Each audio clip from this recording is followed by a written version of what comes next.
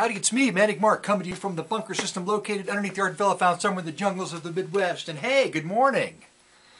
Oh my God, why don't you just take a day off? No, why? Because when somebody asks a question, I try to answer it. No, it just, I don't like this. I don't like this here anymore.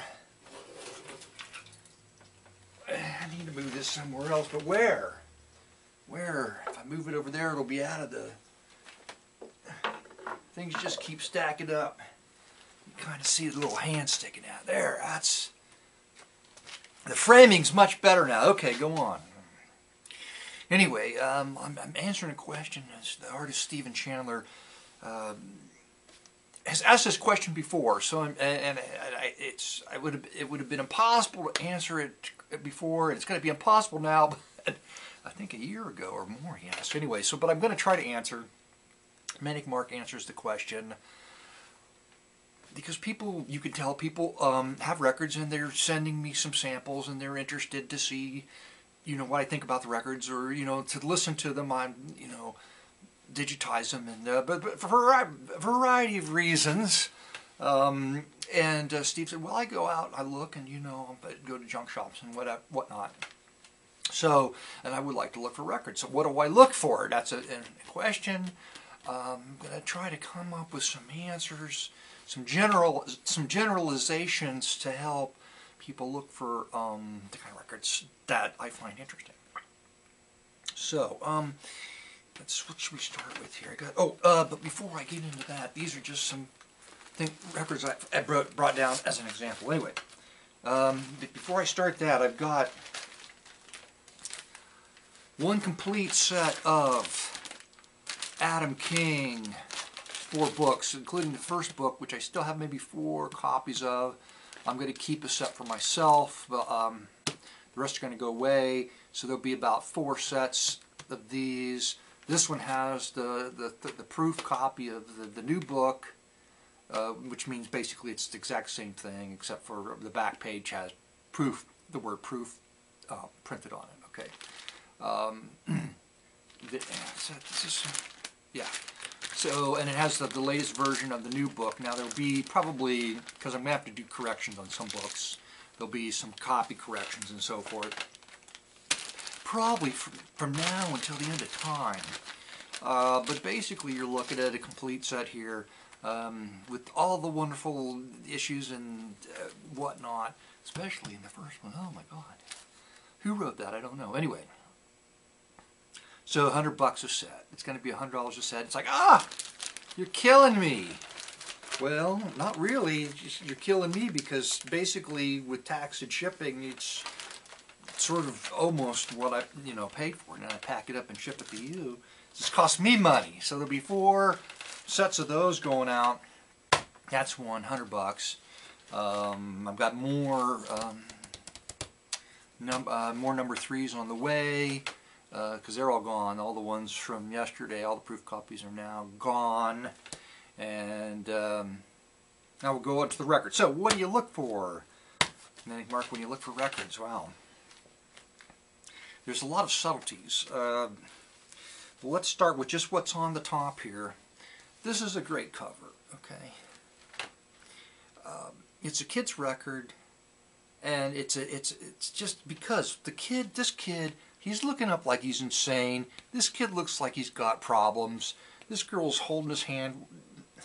She's got problems. There's a big... it's out crazy, right?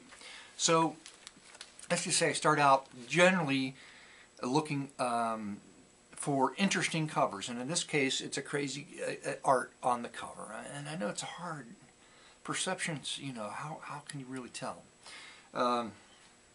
Then I look for, let's just say, crazy covers like that. That's right. The reason I brought this down is that any religious record or educational record that deals with sex and drugs, okay, teaching kids or adults or teens how to deal with sex and drugs that are made from the mid-60s going back to, like, say, the mid-50s, generally speaking, although there's not dates on these albums. I can always tell what the vintage is because I've looked at so many of them. But if it's a religious record, with crazy art on it, or it's an educational record that deals with sex or drugs.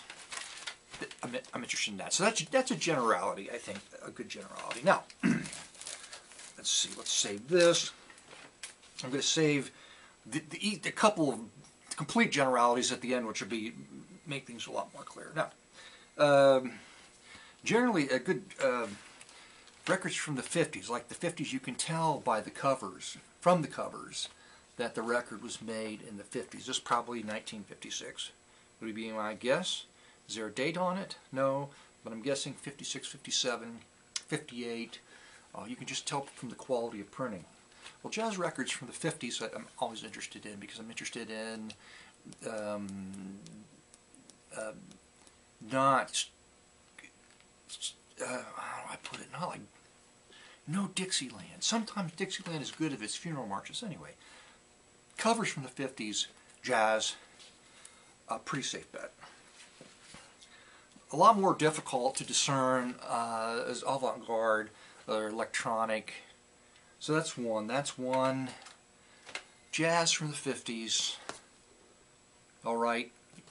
Not going into the 60s, because in the early 60s, my interest is more in jazz pop, which is like jazzy blend and pop songs. Oh boy, this is so complicated. I knew this was going to be complicated. I thought I could kind of distill it down. Anyway, so back to the avant-garde, electronic, experimental stuff. That's even harder. Let's just say if you find any, and I don't have an example, but any albums that have a foil cover, like a silver foil cover put on the Philips label, this is a good bet I'm going to want that record, okay, because they're hard to find around here, because most of them were made like in France and Europe, okay. But there's a number of them, and I've got one, but they're basically just silver foil covers, like embossed with patterns and stuff like that. Not foil like aluminum foil, not shiny like that, but kind of silvery, with just patterns embossed into them, so they're not photographic, they're sort of abstract looking in themselves. Okay. Kids records featuring actors and actresses, that sort of thing, mostly on Peter Pan. This is happens to be on Wonderland. Those can be interesting. Cheesy, just really cheesy records like organ music. In this case, look at these two people here on the cover. So you look for cheesy art on the cover, okay? Again, here's another jazz record, probably from 1959, 60, 61. Thinking. This is not. I think this is a really boring record, but the covers are good, and that's why I hold it up, because I always go for the covers. Never matters what's inside, really. If you get a high quality photograph on the cover, a nice model, that's cool. Cha-cha music from the mid-50s. Cha-cha, Latin, let's just say Latin music, like cha-cha, mambo, rumba, that kind of stuff, okay? Safe bet, I will be interested in it. I got a lot of Cugat stuff, but I just pulled this out. This is probably from the 60s, 63, I'm guessing, maybe. Mercury had such nice cover. Their printing process and their photography on their covers are just the best, I think. Real budget records, usually covers. In this case, this is so easy to see that it's interesting. It's teenagers with long-haired wigs on, standing out and they're covering Beatles songs. Okay, it's on Modern Sound. The Modern Sound made a ton of knockoffs, basically studio groups doing knockoffs of popular songs. Those are great fun.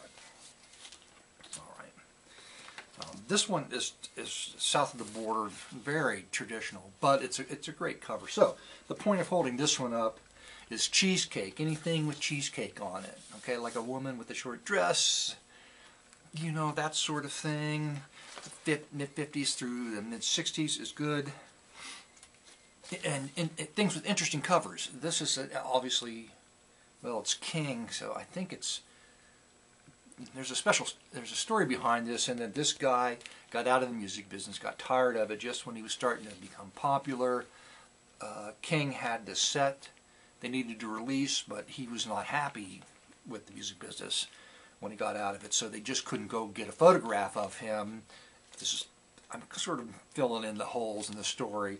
So they used an old photograph of him. So this, while this is early 60s, like a 61, I just can't remember the date. It looks to be much older because of the photograph, but there's a reason for that, why King used it. Anyway, but it's a graphically appealing cover and an interesting photograph, and when you see something like that, you can pick it up. This is a lot harder. These are great. Martin Denny, of course, Exotica Music, this one, and Julie London, any Julie Londons, and I've got almost all of them. I don't have all of them. I'm still looking for a few. But generally speaking, Martin Denny, Arthur Lyman, and this is Julie London. But it's still, this goes back to like great cover models, sort of thing. So you don't have to remember specific artists' names, stuff like that. Well, here's a sort of an Exotica. It was kind of more like a jazzy blend early.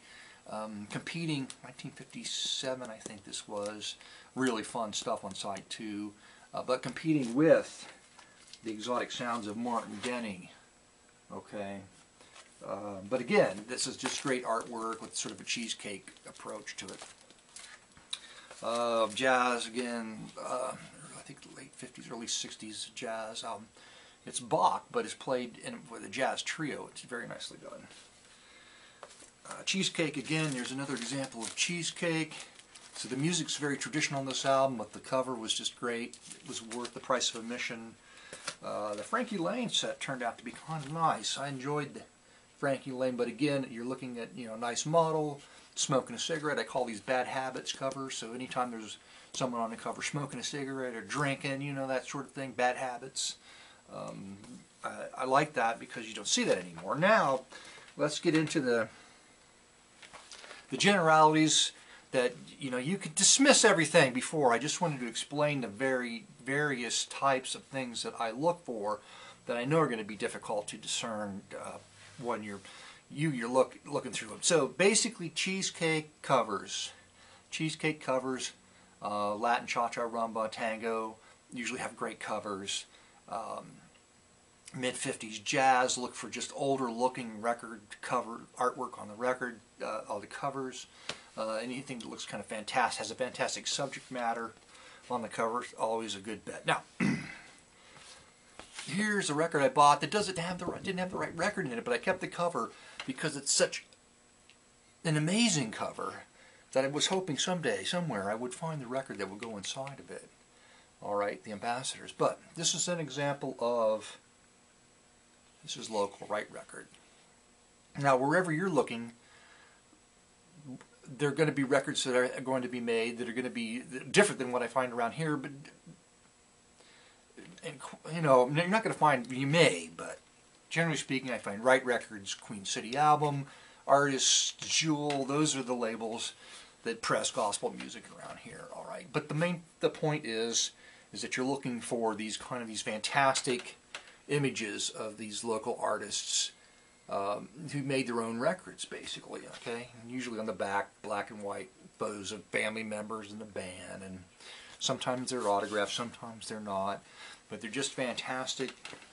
It's called White Southern Christian music, and it's kind of like a blend of, at least around here, the style is sort of bluegrass country, right? The style shift, like you go farther to Memphis or you go out to Oklahoma, and it's more just country, not so much bluegrass, but there's some sort of bluegrassy quality, mountain type qualities to the music around here because the Appalachian community was so dense in this area. That's now the other thing you can look for and be pretty sure that you probably won't find much of, but if you do find it, I'm sure. Yeah, this is what I'm looking for. It's the private press lounge music. Okay, almost always there'll be a photograph of the people that made the record on the front, signed, very often signed, autographed, as in the case of Tim and Pauline.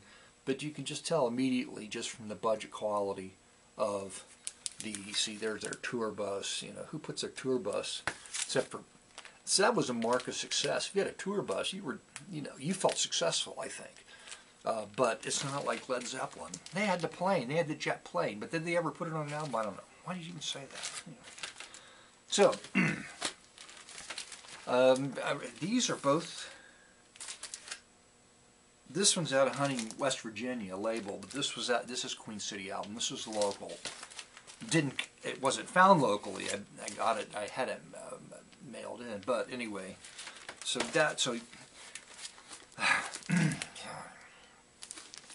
if there's, I don't even know what that's. I should just stop right there because that's way complicated enough.